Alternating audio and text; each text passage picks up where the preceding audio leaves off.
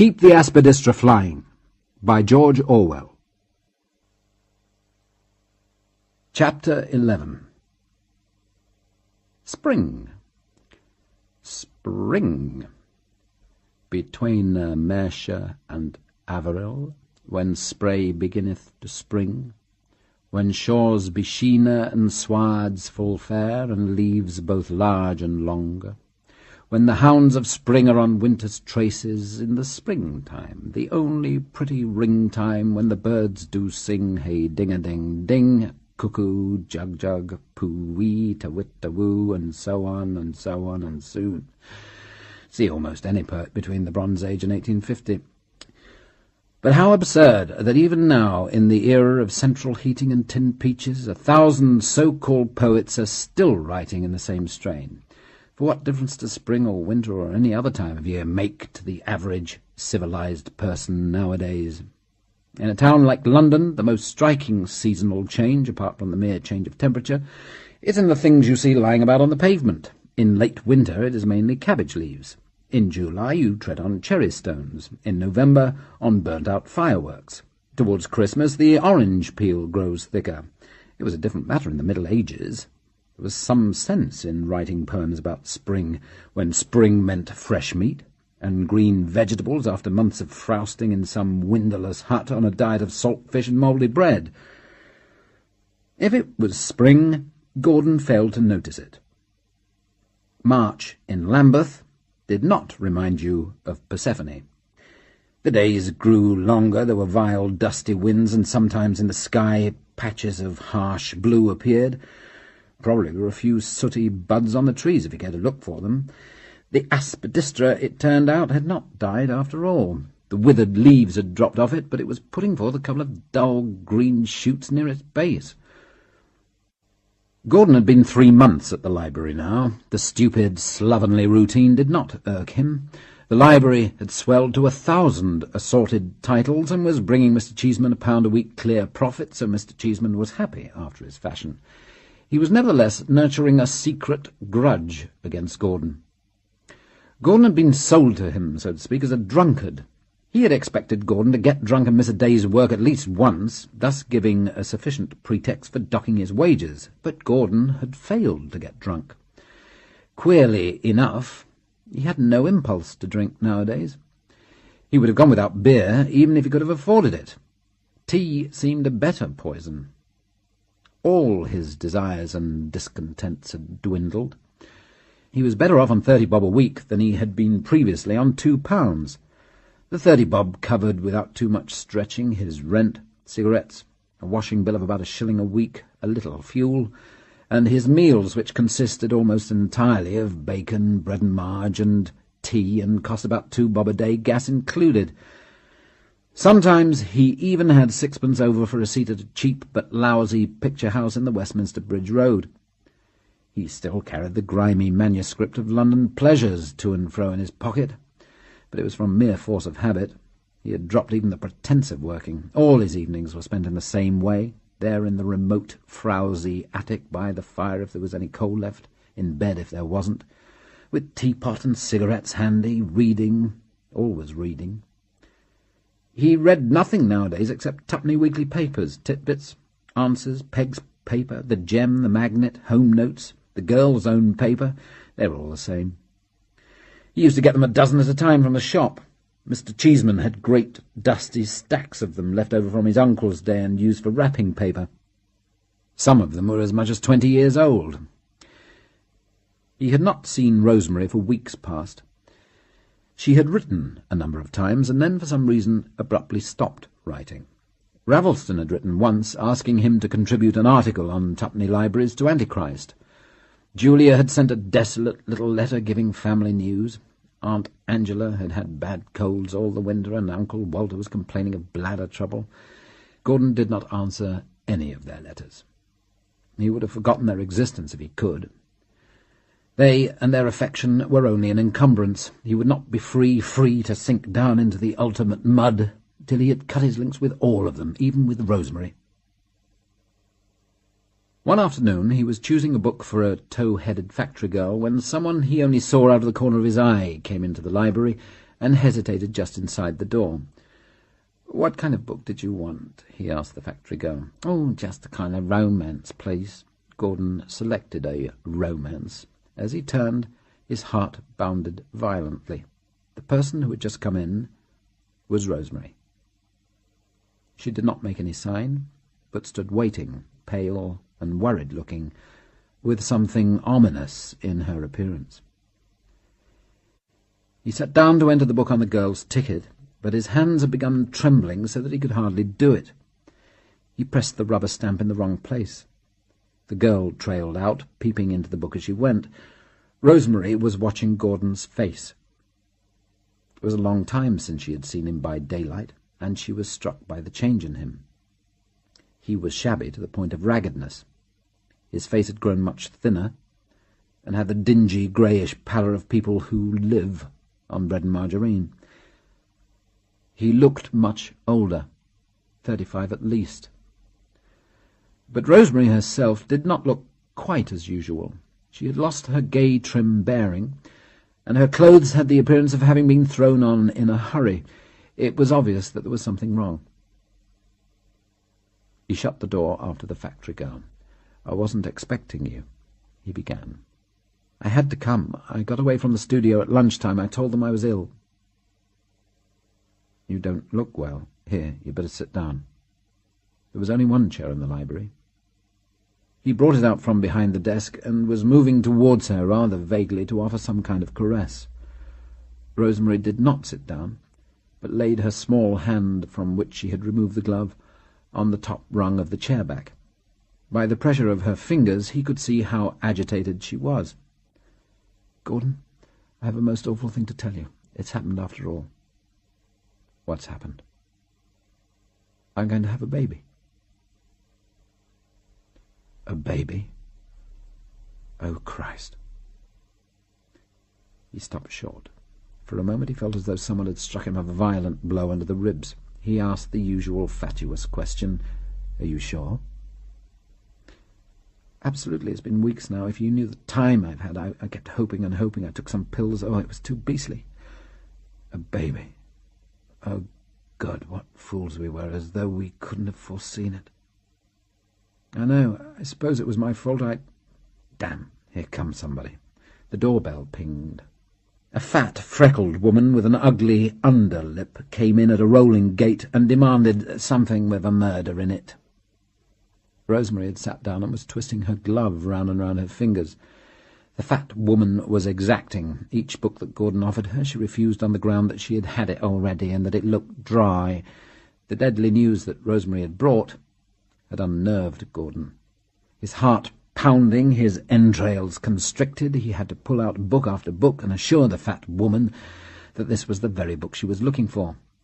At last, after nearly 10 minutes, he managed to fob her off with something which she said grudgingly she didn't think she'd had before. He turned back to Rosemary. "Well, what the devil are we going to do about it?" he said as soon as the door had shut. "I don't see what I can do.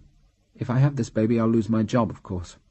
But it isn't only that I'm worrying about. It's my people finding out. My mother, oh dear, it simply doesn't bear thinking of." "Oh, your people, I hadn't thought of them." "One's people, what a cursed incubus they are." "My people are all right. They've always been good to me, but it's different with a thing like this." He took a pace or two up and down.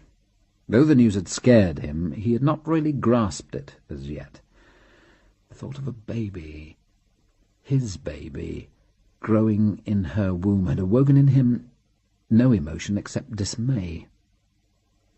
He did not think of the baby as a living creature. It was a disaster, pure and simple. And already he saw where it was going to lead. "We shall have to get married, I suppose," he said flatly. "Well, shall we? That's what I came here to ask you." "But I suppose you want me to marry you, don't you?" "Not unless you want to. I'm not going to tie you down. I know it's against your ideas to marry. You must decide for yourself." "But we've no alternative if you're really going to have this baby." "Not necessarily. That's what you've got to decide, because after all there is another way." "What way?" Oh, you know. A girl at the studio gave me an address. A friend of hers had it done for only £5. That pulled him up. For the first time he grasped, with the only kind of knowledge that matters, what they were really talking about. The words, a baby, took on a new significance. They did not mean any longer a mere abstract disaster. They meant a bud of flesh, a bit of himself down there in her belly, alive and growing. His eyes met hers. They had a strange moment of sympathy, such as they had never had before. For a moment he did feel that in some mysterious way they were one flesh. Though they were feet apart, he felt as though they were joined together, as though some invisible living cord stretched from her entrails to his. He knew then that it was a dreadful thing they were contemplating, a blasphemy, if that word had any meaning. Yet if it had been put otherwise, he might not have recoiled from it. It was the squalid detail of the £5 that brought it home. No fear, he said. Whatever happens, we're not going to do that. It's disgusting. I know it is, but I can't have the baby without being married. No, if that's the alternative. I'll marry you. I'd sooner cut my right hand off than do a thing like that. Ping went the doorbell. 2 ugly louts in cheap bright blue suits and a girl with a fit of the giggles came in. One of the youths asked, with a sort of sheepish boldness, for something with a kick in it, something smutty. Silently Gordon indicated the shelves where the sex books were kept. There were hundreds of them in the library.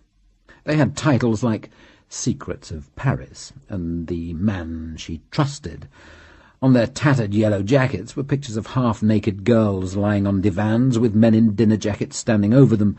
The stories inside, however, were painfully harmless. The 2 youths and the girl ranged among them, sniggering over the pictures on their covers, the girl letting out little squeals and pretending to be shocked. They disgusted Gordon so much that he turned his back on them till they had chosen their books. When they had gone, he came back to Rosemary's chair. He stood behind her, took hold of her small, firm shoulders, then slid a hand inside her coat and felt the warmth of her breast. He liked the strong, springy feeling of her body. He liked to think that down there, a guarded seed, his baby, was growing. She put a hand up and caressed the hand that was on her breast but did not speak. She was waiting for him to decide. If I marry you, I shall have to turn respectable, he said, musingly. Could you? She said, with a touch of her old manner. I mean, I shall have to get a proper job. Go back to the New Albion. I suppose they'd take me back. He felt her grow very still, and knew that she had been waiting for this. Yet she was determined to play fair. She was not going to bully him or cajole him. I never said I wanted you to do that. I want you to marry me, yes, because of the baby, but it doesn't follow you've got to keep me. Well, there's no sense in marrying if I can't keep you. Suppose I married you when I was like I am at present, no money and no proper job. What would you do then? I don't know. I'd go on working as long as I could, and afterwards, when the baby got too obvious, well, I suppose I'd have to go home to father and mother. Well, that would be jolly for you, wouldn't it? But you were so anxious for me to go back to the New Albion before. You haven't changed your mind. I've thought things over. I know you'd hate to be tied to a regular job. I don't blame you. You've got your own life to live. He thought it over a little while longer. It comes down to this.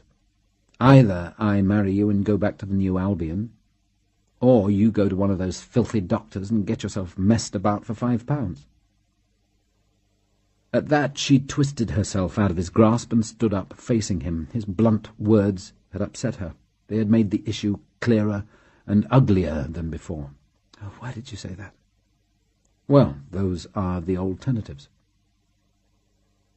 I'd never thought of it like that. I came here meaning to be fair, and now it sounds as if I was trying to bully you into it, trying to play on your feelings by threatening to get rid of the baby, a sort of beastly blackmail. I didn't mean that. I was only stating facts. Her face was full of lines. the black brows drawn together. But she had sworn to herself that she would not make a scene. He could guess what this meant to her. He had never met her people, but he could imagine them. He had some notion of what it might mean to go back to a country town with an illegitimate baby, or what was almost as bad, with a husband who couldn't keep you. But she was going to play fair. No blackmail. She drew a sharp, inward breath, taking a decision. "All right, then. I'm not going to hold that over your head. It's too mean. Marry me or don't marry me, just as you like, but I'll have the baby anyway." "You'd do that, really?" "Yes, I think so." He took her in his arms. Her coat had come open. Her body was warm against him. He thought he would be 1,000 kinds of fool if he let her go. Yet the alternative was impossible, and he did not see it any less clearly because he held her in his arms. "Of course you'd like me to go back to the New Albion," he said. "No, I wouldn't. Not if you don't want to." "Yes, you would. After all, it's natural. You want to see me earning a decent income again, in a good job with £4 a week and an Aspidistra in the window. Wouldn't you now? Own up." "All right, then, yes, I would. But it's only something I'd like to see happening. I'm not going to make you do it. I'd just hate you to do it if you don't really want to. I want you to feel free." "Really and truly free?" "Yes." "You know what that means, supposing I decided to leave you and the baby in the lurch." "Well, if you really wanted to, you're free. Quite free." After a little while, she went away. Later in the evening, or tomorrow, he would let her know what he decided. Of course, it was not absolutely certain that the New Albion would give him a job, even if he asked them, but presumably they would, considering what Mr. Erskine had said. Gordon tried to think, and could not. There seemed to be more customers than usual this afternoon. It maddened him to have to bounce out of his chair every time he had sat down and deal with some fresh influx of fools demanding crime stories and sex stories and romances. Suddenly, about 6 o'clock, he turned out the lights, locked up the library, and went out. He had got to be alone. The library was not due to shut for 2 hours yet. God knew what Mr. Cheeseman would say when he found out. He might even give Gordon the sack. Gordon did not care. He turned westward up Lambeth Cut. It was a dull sort of evening, not cold. There was muck underfoot, white lights, and hawkers screaming. He had got to think this thing out, and he could think better walking, but it was so hard, so hard. Back to the New Albion, or leave Rosemary in the lurch. There was no other alternative. It was no use thinking, for instance, that he might find some good job which would offend his sense of decency a bit less. There aren't so many good jobs waiting for moth-eaten people of 30. The New Albion was the only chance he had or ever would have. At the corner, on the Westminster Bridge Road, he paused a moment. There were some posters opposite, livid in the lamplight. A monstrous one, 10 feet high at least, advertised Bovex. The Bovex people had dropped Roland Butter and got onto a new tack. They were running a series of 4-line poems, Bovex Ballads, they were called. There was a picture of a horribly eupeptic family with grinning ham-pink faces sitting at breakfast, underneath in blatant lettering, "Why should you be thin and white and have that washed-out feeling? Just take hot Bovex every night, invigorating, healing." Gordon gazed at the thing. He drank in its puling silliness. God, what trash! Invigorating, healing, the weak incompetence of it. It hadn't even the vigorous badness of the slogans that really stick, just soppy, lifeless drivel. It would have been almost pathetic in its feebleness if one hadn't reflected that all over London, and all over every town in England, that poster was plastered, rotting the minds of men. He looked up and down the graceless street. Yes, war is coming soon. You can't doubt it when you see the Bovex ads. The electric drills in our streets presage the rattle of the machine guns.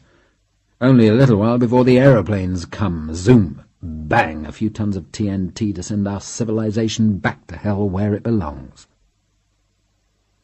He crossed the road and walked on southward. A curious thought had struck him. He did not any longer want that war to happen. It was the first time in months, years perhaps, that he had thought of it and not wanted it. If he went back to the New Albion in a month's time, he might be writing Beauvai's ballads himself. To go back to that! Any good job was bad enough, but to be mixed up in that! Christ! Of course he oughtn't to go back. It was just a question of having the guts to stand firm. But what about Rosemary? He thought of the kind of life she would live at home in her parents' house with a baby and no money, and of the news running through that monstrous family that Rosemary had married some awful rotter who couldn't even keep her. She would have the whole lot of them nagging at her together. Besides, there was a baby to think about. The money god is so cunning. If he only baited his traps with yachts and racehorses, tarts and champagne, how easy it would be to dodge him. It's when he gets at you through your sense of decency that he finds you helpless. The Beauvai's ballad jingled in Gordon's head. He ought to stand firm. He had made war and money. He ought to stick it out. After all, hitherto he had stuck it out after a fashion. He looked back over his life. No use deceiving himself. It had been a dreadful life, lonely, squalid, futile. He'd lived 30 years and achieved nothing except misery. But that was what he had chosen. It was what he wanted. Even now he wanted to sink down into the muck where money does not rule. But this baby business had upset everything. It was a pretty banal predicament after all. Private vices, public virtues. The dilemma is as old as the world. He looked up and saw that he was passing a public library. A thought struck him. That baby. What did it mean, anyway, having a baby? What was it that was actually happening to Rosemary at this moment? He had only vague and general ideas of what pregnancy meant. No doubt they would have books in there that would tell him about it. He went in. The lending library was on the left. It was there that you had to ask for works of reference. The woman at the desk was a university graduate, young, colourless, spectacled, and intensely disagreeable. She had a fixed suspicion that no one, at least no male person, ever consulted works of reference except in search of pornography. As soon as you approached, she pierced you through and through with a flash of her pince-nez and let you know that your dirty secret was no secret from her. After all works of reference are pornographical, except perhaps Whitaker's Almanac. You can put even the Oxford Dictionary to evil purposes by looking up words like and. Gordon knew her type at a glance, but he was too preoccupied to care. "Have you any books on gynecology?" he said. "Any what?" demanded the young woman with a pince-nez flash of unmistakable triumph. As usual, another male in search of dirt. "Well, any books on midwifery, about babies being born and so forth." "We don't issue books of that description to the general public," said the young woman frostily. "I'm sorry, there's a point I particularly want to look up." "Are you a medical student?" "No." "Then I don't quite see what you want with books on midwifery." Curse the woman, Gordon thought. At another time he would have been afraid of her. At present, however, she merely bored him. "If you want to know, my wife's going to have a baby. We neither of us know much about it. I want to see whether I can find out anything useful." The young woman did not believe him. He looked too shabby and worn, she decided, to be a newly married man. However, it was her job to lend out books, and she seldom actually refused them, except to children. You always got your book in the end, after you had been made to feel yourself a dirty swine. With an aseptic air, she led Gordon to a small table in the middle of the library and presented him with 2 fat books in brown covers. Thereafter she left him alone, but kept an eye on him from whatever part of the library she happened to be in. He could feel her pince-nez probing the back of his neck at long range, trying to decide from his demeanour whether he was really searching for information or merely picking out the dirty bits. He opened one of the books and searched inexpertly through it. There were acres of close-printed text full of Latin words. That was no use. He wanted something simple, pictures for choice. How long had this thing been going on? 6 weeks? 9 weeks, perhaps? Ah, this must be it. He came on a print of a 9 weeks fetus. It gave him a shock to see it, for he had not expected it to look in the least like that. It was a deformed, gnome-like thing, a sort of clumsy caricature of a human being with a huge domed head as big as the rest of its body. In the middle of the great blank expanse of head there was a tiny button of an ear. The thing was in profile, its boneless arm was bent, and one hand, crude as a seal's flipper, covered its face. Fortunately, perhaps. Below were little skinny legs, twisted like a monkey's, with the toes turned in. It was a monstrous thing, and yet strangely human. It surprised him that they should begin looking human so soon. He had pictured something much more rudimentary, a mere blob with a nucleus like a bubble of frog spawn. But it must be very tiny, of course. He looked at the dimensions marked below. Length 30 millimetres, about the size of a large gooseberry. But perhaps it had not been going on quite so long as that. He turned back a page or two and found a print of a 6 weeks fetus. A really dreadful thing this time, a thing he could hardly even bear to look at. Strange that our beginnings and endings are so ugly. The unborn as ugly as the dead. This thing looked as if it were dead already. Its huge head, as though too heavy to hold upright, was bent over at right angles at the place where its neck ought to have been. There was nothing you could call a face, only a wrinkle representing the eye, or was it the mouth? It had no human semblance this time. It was more like a dead puppy dog. Its short, thick arms were very dog-like, the hands being mere stumpy paws, 15.5 millimetres long, no bigger than a hazelnut. He pored for a long time over the two pictures. Their ugliness made them more credible, and therefore more moving. His baby had seemed real to him from the moment when Rosemary spoke of abortion. But it had been a reality without visual shape, something that happened in the dark and was only important after it had happened. But here was the actual process taking place. Here was the poor, ugly thing, no bigger than a gooseberry, that he had created by his heedless act. Its future, its continued existence, perhaps, depended on him. Besides, it was a bit of himself. It was himself. Dare one dodge such a responsibility as that? But what about the alternative? He got up, handed over his books to the disagreeable young woman, and went out. Then, on an impulse, turned back and went into the other part of the library where the periodicals were kept. The usual crowd of mangy-looking people were dozing over the papers. There was one table set apart for women's papers. He picked up one of them at random and bore it off to another table. It was an American paper of the more domestic kind, mainly adverts with a few stories lurking apologetically among them. And what adverts! Quickly he flicked over the shiny pages. Lingerie, jewellery, cosmetics, fur coats, silk stockings, flicked up and down like the figures in a child's peep show. Page after page, advert after advert. Lipsticks, undies, tinned food, patent medicines, slimming cures, face creams, a sort of cross-section of the money world. A panorama of ignorance, greed, vulgarity, snobbishness, whoredom, and disease. And that was the world they wanted him to re-enter. That was the business in which he had a chance of making good. He flicked over the pages more slowly. Flick, flick. Adorable until she smiles. The food that is shot out of a gun. Do you let foot fag affect your personality?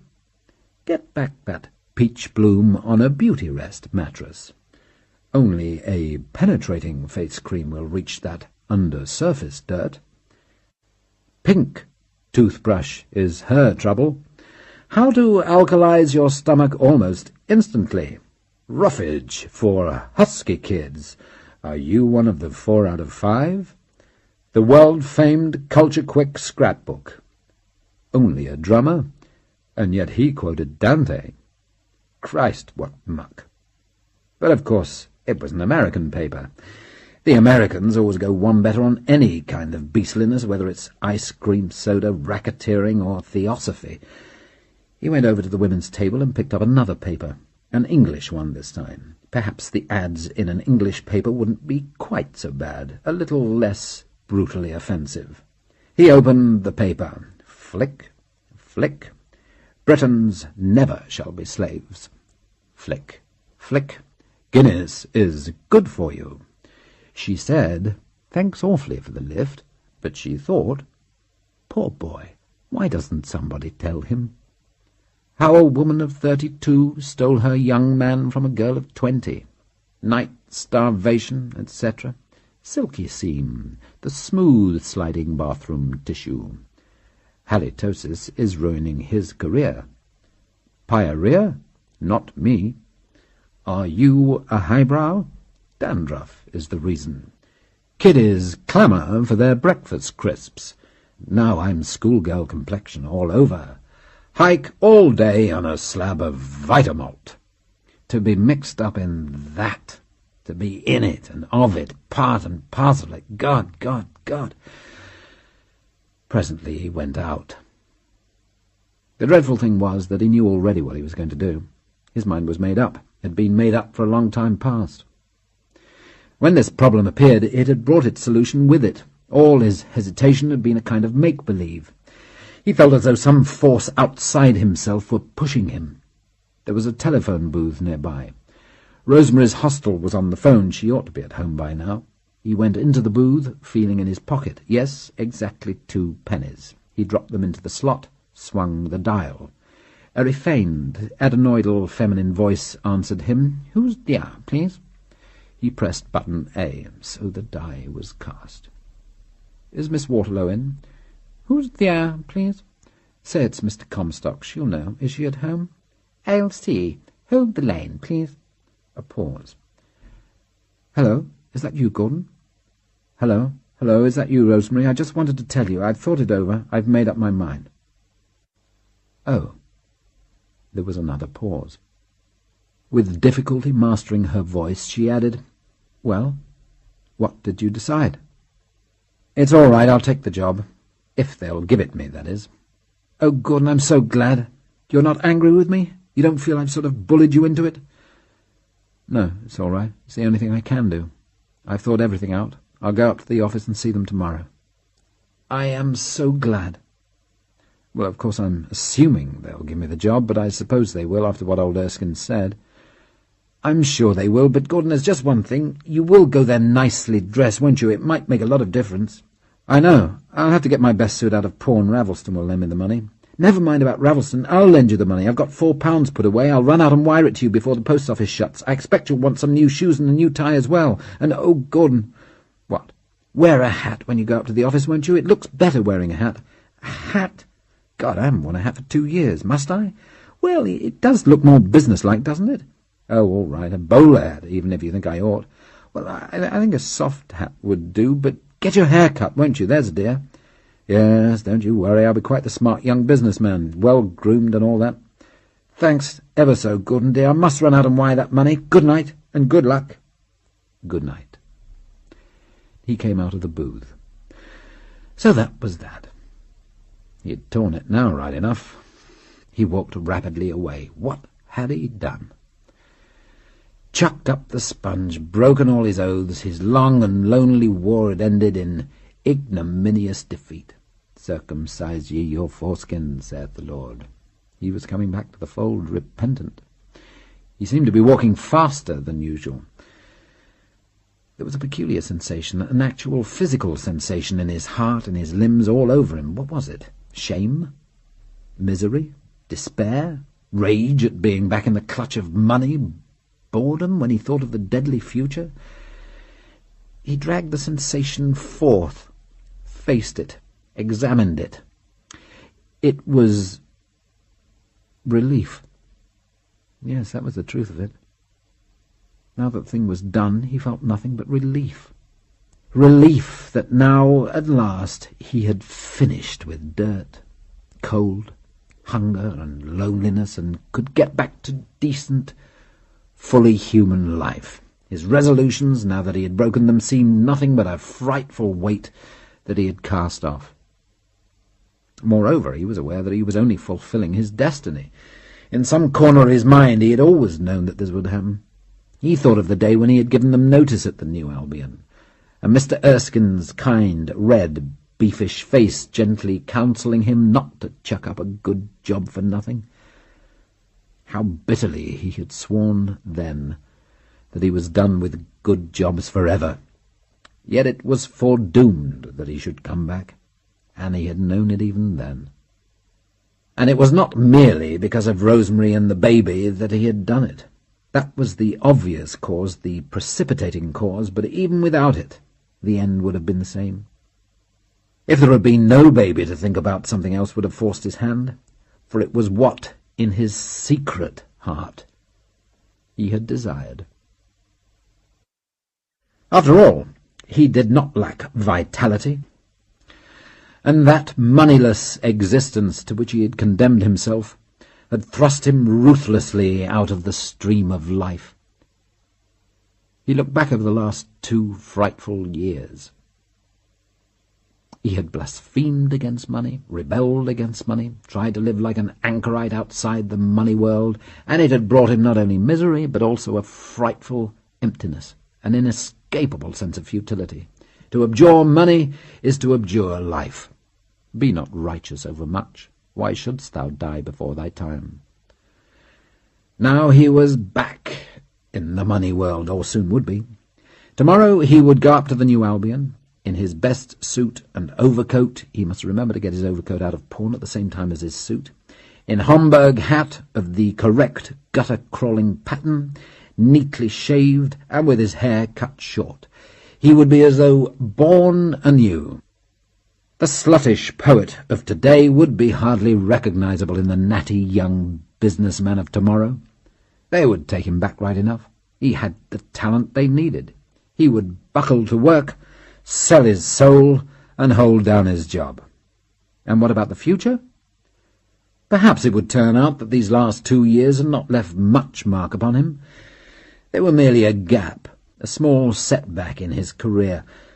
Quite quickly, now that he had taken the first step, he would develop the cynical, blinkered business mentality. He would forget his fine disgusts, cease to rage against the tyranny of money, cease to be aware of it even, cease to squirm at the ads for Bovex and breakfast crisps.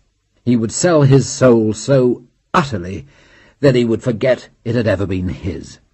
He would get married, settle down, prosper moderately, push a pram, have a villa and a radio, and an Aspidistra. He would be a law-abiding little cit, like any other law-abiding little cit, a soldier in a strap-hanging army. Probably it was better so. He slowed his pace a little. He was 30 and there was grey in his hair, yet he had a queer feeling that he had only just grown up. It occurred to him that he was merely repeating the destiny of every human being. Everyone rebels against the money code, and everyone sooner or later surrenders. He had kept up his rebellion a little longer than most, that was all, and he had made such a wretched failure of it. He wondered whether every anchorite in his dismal cell pines secretly to be back in the world of men. Perhaps there were a few who did not. Somebody or other had said that the modern world is only habitable by saints and scoundrels. He, Gordon, wasn't a saint. Better then to be an unpretending scoundrel along with the others. It was what he had secretly pined for. Now that he had acknowledged his desire and surrendered to it, he was at peace. He was making roughly in the direction of home. He looked up at the houses he was passing. It was a street he did not know, oldish houses, mean-looking and rather dark, let off in flatlets and single rooms for the most part, railed areas, smoke-grimed bricks, whited steps, dingy lace curtains, apartments, cards in half the windows, Aspidistras in nearly all, a typical lower-middle-class street, but not on the whole the kind of street that he wanted to see blown to hell by bombs. He wondered about the people in houses like those. They would be, for example, small clerks, shop assistants, commercial travellers, insurance touts, tram conductors. Did they know that they were only puppets dancing when money pulled the strings? You bet they didn't. And if they did, what would they care? They were too busy being born, being married, begetting, working, dying. It mightn't be a bad thing, if you could manage it, to feel yourself one of them, one of the ruck of men. Our civilization is founded on greed and fear, but in the lives of common men the greed and fear are mysteriously transmuted into something nobler. The lower middle-class people in there, behind their lace curtains, with their children and their scraps of furniture and their aspidistras, they lived by the money code sure enough, and yet they contrived to keep their decency. The money code, as they interpreted it, was not merely cynical and hoggish. They had their standards, their inviolable points of honour. They kept themselves respectable, kept the Aspidistra flying. Besides, they were alive. They were bound up in the bundle of life. They begot children, which is what the saints and the soul-savers never by any chance do. The Aspidistra is the tree of life, he thought suddenly. He was aware of a lumpish weight in his inner pocket. It was the manuscript of London Pleasures. He took it out and had a look at it under a street lamp. A great wad of paper, soiled and tattered with that peculiar, nasty, grimed-at-the-edges look of papers which had been a long time in one's pocket. About 400 lines in all, the sole fruit of his exile. A 2 years fetus which would never be born. Well, he had finished with all that. Poetry. Poetry, indeed, in 1935.